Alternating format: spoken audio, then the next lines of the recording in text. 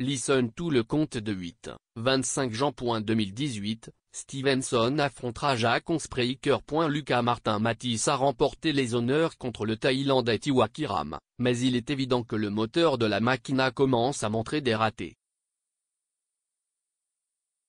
Après tout, il a 35 ans et a besoin d'être rafistolé s'il veut tenir son bout face aux meilleurs de sa catégorie. C'est rare que l'on voit cela, mais c'est un jas bien ordinaire de Mathys qui a mis fin au combat, au 8e engagement. Personnellement, je me demande si le Thaïlandais n'a pas à jouer le jeu et est resté longtemps étendu au tapis voyant qu'il régressait de round en round. Constatant qu'il ne faisait plus le poids après 6 rounds, Kiram a tout simplement abdiqué. Par contre, il ne faudrait pas croire que cette victoire nous ramène les bonnes années de Mathys. Depuis son combat exténuant contre Ruslan Provodnikov en avril 2015, on dirait que la Makina n'est pas parvenue à reprendre sa vitesse de croisière.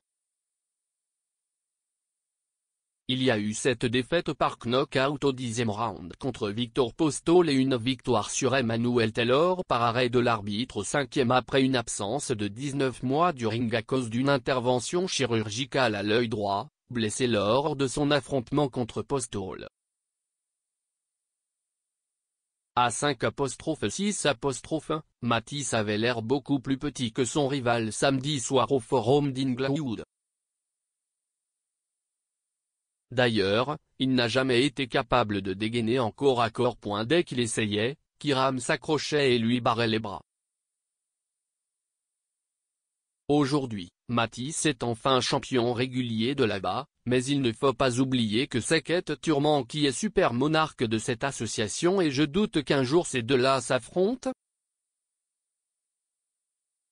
Après sa victoire, Mathys a défié entre autres Danny Garcia et Manny Pacquiao. Or, Garcia est sur le point de s'attaquer à Brandon Royval dans un match éliminatoire du WBC des mi-moyens, tandis que Pacquiao a les yeux sur un affrontement avec Vasyl Lomachenko, match que ce dernier refuse pour le moment. J'ignore jusqu'où se rendra Mathys dans le futur, mais je sais que son moteur de turbo qu'il nous présentait jadis ressemblait beaucoup plus à une 4 cylindrée de 1,5 litres face à Kiram, samedi soir dernier. Enfin, Mathys m'a paru lent, sans tellement de rapidité, d'ingéniosité et de puissance devant un rival qui n'aurait jamais dû être placé au premier rang des aspirants à la couronne bas des mi-moyens. Pour une 11e fois en match de championnat, on a levé le bras de Jorge Linares comme vainqueur. Il voulait se faire la main, rester actif et c'est exactement ce qui s'est passé face à Mercito Gesta, son 14e aspirant à sa couronne bas des légers, en sous-carte du match entre Mathys et Kiram. Sans trop de difficultés, Linares est parvenu à vaincre Gesta par décision unanime. Il a maintenant remporté la victoire à ses 13 derniers combats et il a toujours l'intention de se mesurer au champion du WBC, Mikey Garcia, mais une coupure à un œil pourrait éventuellement retarder cet affrontement. De plus, Garcia doit se battre le 10 mars prochain contre Serge Lipinet, le titulaire de l'IPF des super légers. Si jamais Garcia parvenait à vaincre Lipinet, il serait champion dans une 4e catégorie de poids, lui qui a gouverné chez les plumes, les super plumes et les légers. Qui sera le prochain? On parle aussi d'un affrontement possible avec Raimundo Beltrán au cours de l'été et ensuite on verra où s'en va Garcia. Soit il reste chez les légers, soit il passe chez les super légers. J'ignore si Linares a vraiment pris au sérieux son match contre Gesta. Le champion affaibli dans les 3 derniers rounds. Était-ce parce qu'il se savait en avance dans le pointage et a décidé de prendre les choses aisément ou bien était-ce la fatigue qui l'a ainsi ralenti? Je ne suis pas déçu de la performance d'Oleksandr Usyk en demi-finale de la Super Série mondiale de boxe, mais je ne suis pas enchanté non plus. Certes, il a battu de justesse son rival Mary Brady et il porte maintenant les 2 couronnes de la WBO et du WBC, mais j'aurais cru qu'il aurait pu faire mieux. Après tout, il est favori pour remporter les honneurs de ce tournoi millionnaire qui se terminera le 11 mai prochain à Jeddah, en Arabie Saoudite. Pourquoi en Arabie Saoudite? Je suppose pour l'argent. Usyk est natif d'Ukraine et on aurait pu tout aussi bien présenter la finale en Russie. C'est le 3 février prochain que l'on saura qui sera l'adversaire d'Usyk dans cette finale.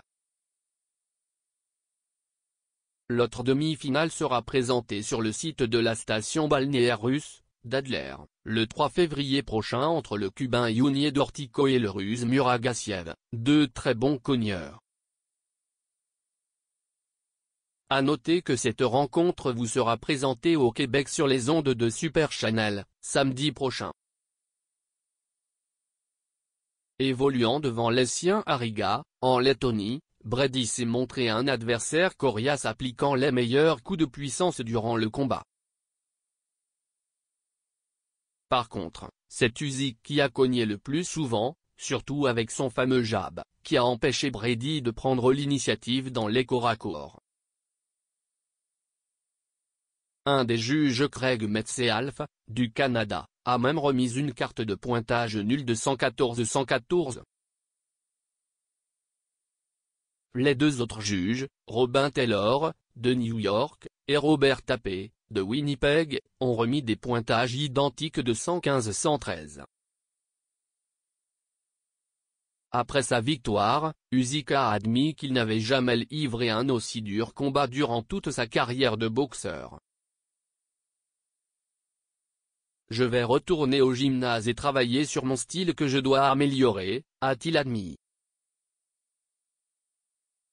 C'est dommage pour Brady, qui a livré une bonne bataille tout en encaissant ainsi son premier revers en carrière en plus de perdre son titre mondial. D'ailleurs, après la rencontre, le Letton a demandé un combat revanche et avec raison. Toutefois, Usyk a déclaré après le match qu'il allait se reposer en compagnon de son épouse et ses 3 enfants, avant de reprendre l'entraînement en vue de la finale.